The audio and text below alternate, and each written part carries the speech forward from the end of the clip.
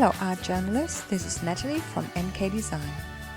I felt like drawing a whimsical face today.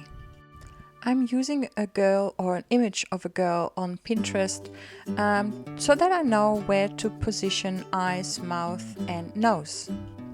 So I start by drawing an oval and divide that one in half, then the bottom bit in half and in half again, so that I know where to position eyes, nose and mouth. As you can see, the dividing lines are a little bit of a curve because, let's face it, you don't have a flat face, do you? I'm not drawing the face full front, so her left eye is a little bit larger than her right eye.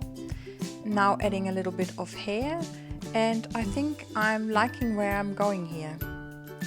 And when I finish sketching the girl, I will focus on the background, and I'm using Inktense blocks today. I scratch a little bit of the dark blue on a paper palette and then pick the color up with a wet makeup sponge. The stencil I'm using is called Sea Bubbles by the Crafters Workshop, and the code is TCW495. To add a hint of texture, I'm using the heavy Gesso by Art Basics with the same stencil. When I add the bubbles on the right side, I press the stencil a little bit into the bubbles on the right and it gives some texture. So I repeat the same on the right side. You will see it in the detail photos later on. Once the gesso is thoroughly dried, I add color to the background. I'm using a green and a light blue, and then activate the Inktense blocks with water. With the baby wipe, I remove a little bit of color here and there to give it a mottled look, and I also remove more of the colors on the gesso. Let's move on to the girl.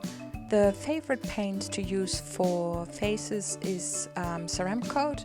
This one is called Santa's Flesh. For the highlights I will be using Magnolia White, and for her cheeks and her lips, Coral.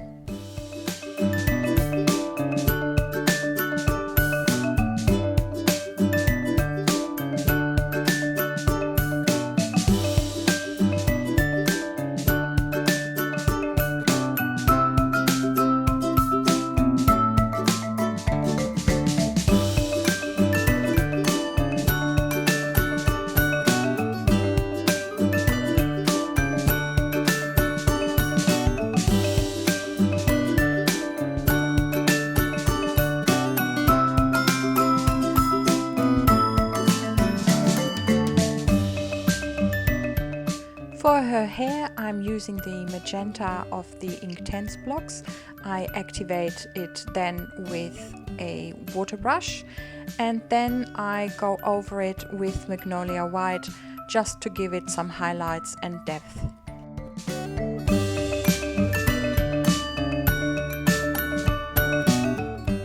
I want to repeat some of the background colors in the girl, so here I'm using my favorite color pencils, Polychromos by Faber-Castell, and this one is a turquoise that I use to outline her facial features.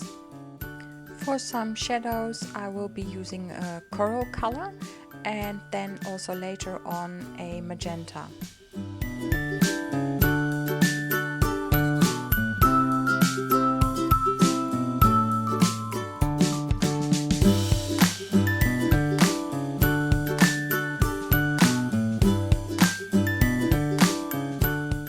To clean up her eyes, I'm using a white Posca marker.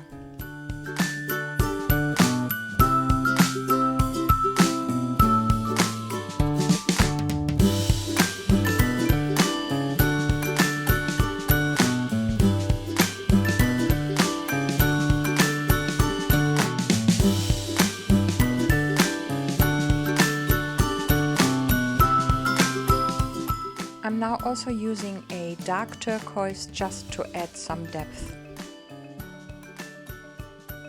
Her pupils I've done with a black Posca marker. And now I'm adding some more detail to the hair. Oops, I had smudged the tip of my Posca marker, but luckily the paint was still wet, so I was able to get it off with a baby wipe. Now I'm adding some more definition to her lips. I used the coral as well as a white Posca marker. And some more shadows on her neck and hair.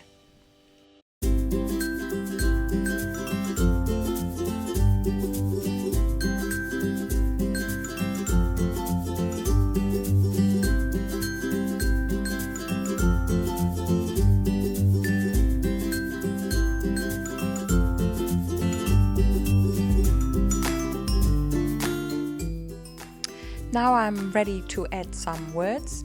I don't want them to be too nice and too precise, so I'm not even trying to write it in grey lead pencil first. I go straight in with the Epic pen by Jane Davenport and scribble the letters on.